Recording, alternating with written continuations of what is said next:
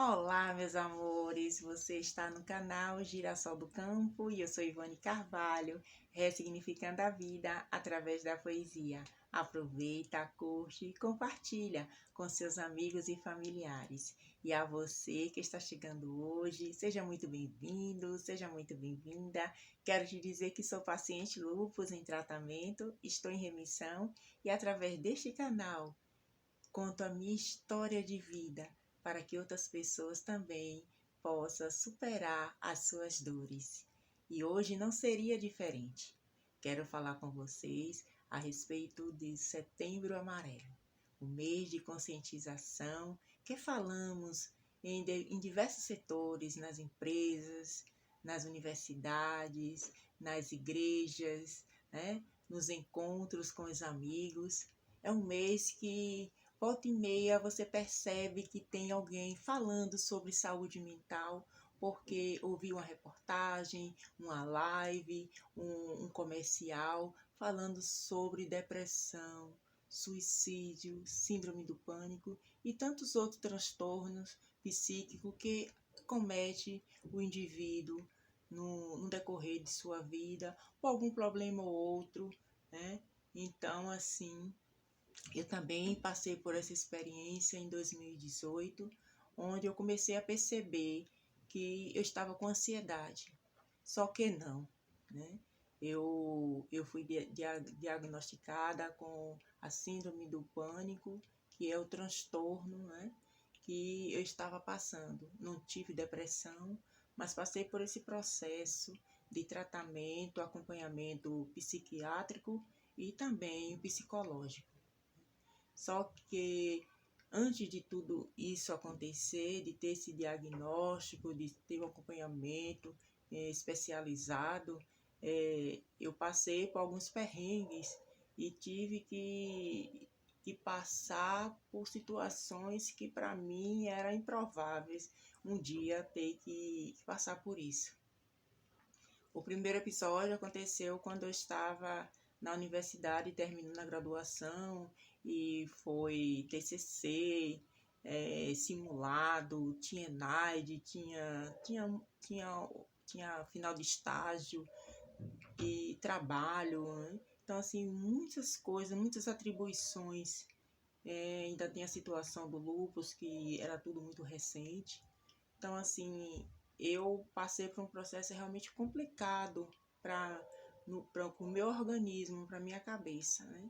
Então, assim, quando eu senti que eu pedi ajuda, né? E o primeiro momento foi num simulado na universidade.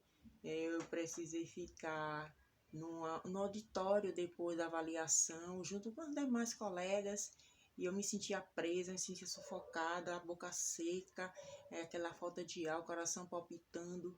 Então eu pedi para sair para beber um pouco de água, não podia porque era o regulamento naquela situação, porque outros alunos ainda precisavam fazer avaliação e nós que tínhamos passado por esse processo não poderia ter contato.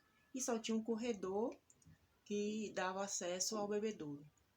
Então, assim, como adulto, né, poderia esperar mais um pouco desde quando eu, durante o dia, estava hidratada. Mas era uma situação específica, realmente, que eu já estava vivenciando e não percebia que eu estava passando por pela síndrome do pânico decorrente de um assalto que teve no ônibus escolar que eu estava. E depois, logo semanas depois, eu presenciei dois assaltos também. Então, fiquei em estado de choque, achava que todo lugar que eu estava ia ter assalto. As pessoas, eu desconfiava das pessoas, então eu descia do ônibus, não conseguia entrar nos locais, voltava, aí eu ia outro dia, mudava meu roteiro para poder não passar pela situação, mas não adiantava nada. Porque quando menos eu esperava, começava a sentir tudo de novo. As palpitações, o suor frio, né? Indo ao banheiro constantemente.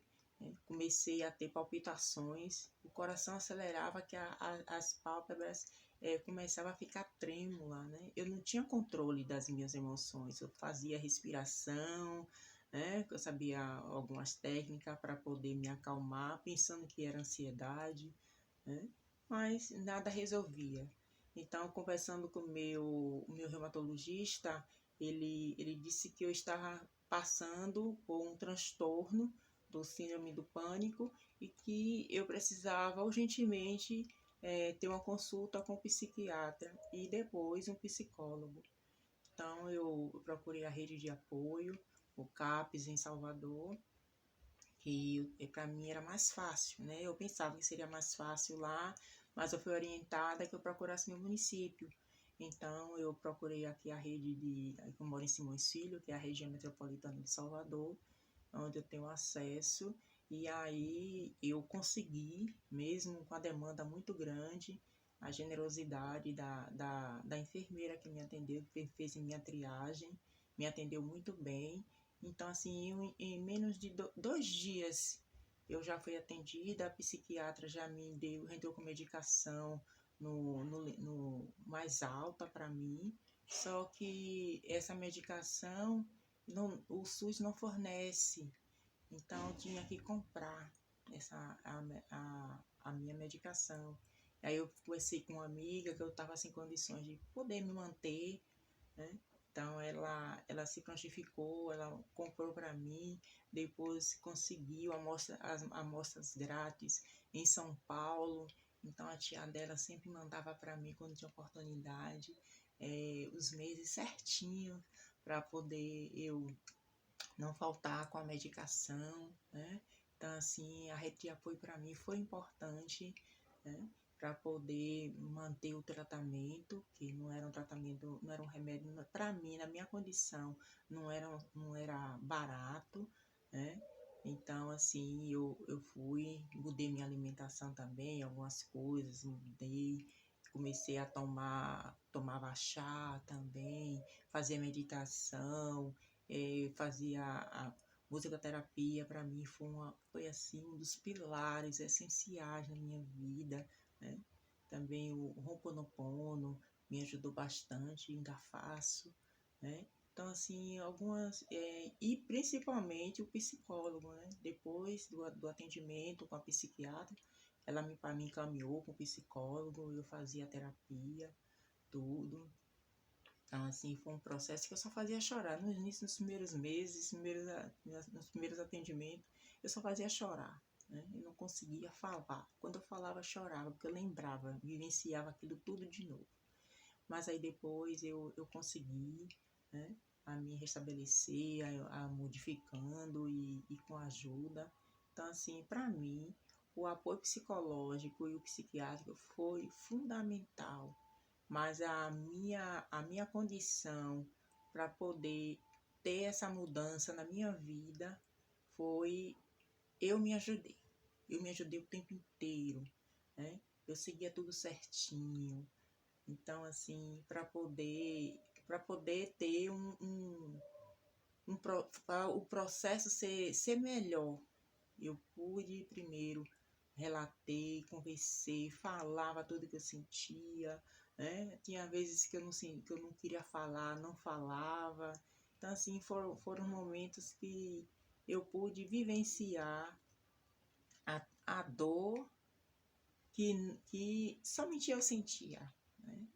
Aquele momento de você chorar, descer do ônibus, que era crucial. Eu descia, uma vez mesmo, eu desci da BR, né? Para poder, com medo, achando que a pessoa que estava ali ia assaltar o carro.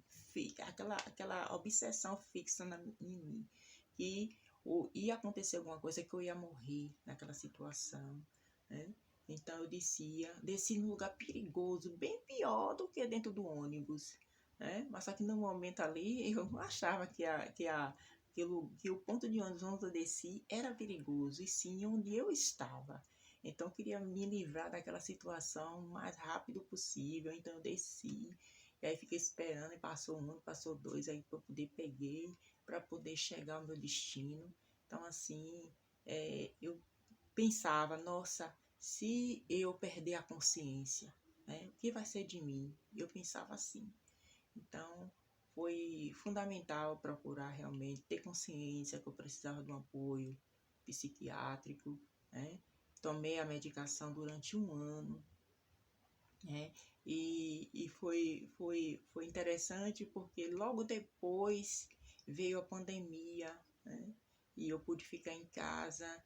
Foi uma vantagem para mim, porque eu pude me restabelecer ficando em casa com o processo da pandemia.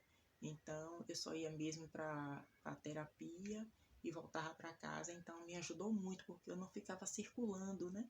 Indo para Salvador. Então, assim, foi uma vantagem para mim na questão quando eu fiquei em casa. 8 meses que eu fiquei em casa, para mim foi importante. E sendo que, decorrente disso, eu continuava vendo as lives motivacionais, que eram super importantes, e são muito importantes para mim, né, que gosto da meditação. Então, assim, manter o autocontrole, né? Fazer atividade física, mesmo fazia caminhada no condomínio, em casa também eu fazia, para poder me movimentar. Fazia terapia, né? Com artesanato, que eu amo fazer, né? Pintar, quero pintar a casa, eu vou e pinto, né? Quero pintar uma garrafa que eu acho bonita, eu vou lá e faço, um sisal. Então, assim, qualquer coisa, né, que me movimente, me tire do meu eixo para poder, minha rotina, eu gosto, né? Então, assim, eu criei o canal para poder partilhar com vocês a minha vida em poesia, eu amo escrever. Então, assim, para mim é importante. Tudo isso é terapia, é uma forma também de poder desenvolver e ocupar a mente, né? Ajudar outras pessoas, ser solidária. Tudo isso é importante nesse processo.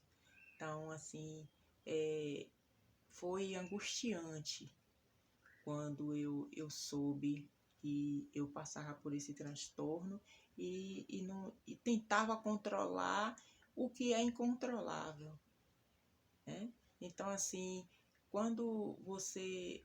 Eu tentava me ajudar de melhor forma possível e eu não conseguia. Eu precisava realmente de um apoio, de um profissional especializado na área para poder ajustar melhor, né, a minha cabeça, os meus sentimentos e para poder, né, ter um ganho, né, a mais na terapia. E graças ao Criador eu consegui, tive a liberação, né? Fiz o desmame da medicação, usei por 1 ano, a psiquiatra ela suspendeu, disse que eu não precisava mais daquela medicação, porque eu me ajudei o tempo inteiro, né? Continuei com a terapia psicológica, né? Depois eu fui fazer uma terapia com a Nalva Araújo, para poder ajustar a questão de família, constelação familiar, essas coisas. Então, ver os meus vínculos como estavam. Então, assim, foi muito importante para mim as formas, né, de terapias que eu consegui ajustar na minha vida, no meu processo como um todo. Então, eu só tenho a agradecer, né, por, por ter profissionais que contribuem com a saúde mental das pessoas e assim, e dizer, né, para você que tem um familiar ou que você passa por uma situação desse tipo, né, de depressão, né, de estar aí achando que é frescura, né, que é mimimi, não é, né? Então, assim, você observar mais, ouvir mais o que o outro tem a dizer, uma oportunidade que a pessoa, às vezes, um pequeno detalhe que ela fala sobre questão que ela vai se matar, que ela quer morrer, né, que ela não aguenta mais, né, que tudo incomoda, tudo é estresse, né? que você não é maluca se você procurar um psiquiatra, que você não é louco porque está no psicólogo fazendo terapia, que não é frescura porque você está procurando um profissional. Não, todos nós precisamos de terapia, todos nós precisamos ter a oportunidade, todos nós precisamos de ter um apoio maior, um apoio especializado com aqueles que realmente entendem e possa, né, direcionar alguns pontos para ajustar nas nossas vidas, né? Muitas vezes tem situações que são simples para alguns, para quem ouve, ou uma besteira dessa, né? Quando eu dizia que eu tinha passado por situações de assalto, então é por isso que eu comecei a encandear essas crises. Aí eu falei, todo dia tem assalto, então você não vai sair de casa, né? Dizia para mim, então você não vai sair de casa nunca. Todo dia tem isso, né? Mas aí foi uma situação pontual que mexeu com a minha estrutura, com o meu dia a dia. Coisas que de rotina que tem aí, mas que para mim naquele momento, em 2018 para cá, piorou porque estava me anulando de eu ter a minha própria vida. Então, foi importante. Então, assim, para mim, Setembro Amarelo é de fundamental. E eu não poderia deixar de falar sobre isso, justamente nesse mês, e dizer para você, procure ajuda. Você não está sozinho, né? Valorize sua vida, porque é algo primordial quando você está doente e você precisa de socorro, de ajuda. Então, busque ajuda das pessoas que possam te ouvir, né? E você escute mais ao seu lado, quem está ao seu lado, né? Independente que seja um familiar seu, um amigo de trabalho. Às vezes você chega e a pessoa repete para você todos os dias aquela mesma coisa. Você não quer falar nada? Escute, só faça escutar. Eu sei que é chato, eu sei que se torna muito desgastante você ouvir a mesma história da pessoa. Mas são detalhes importantes, desabafo importante na vida daquele que está sofrendo, né? Dê o devido valor, a devida importância à pessoa que passa por algum tipo de transtorno psíquico. Pense nisso e torne seu dia mais leve.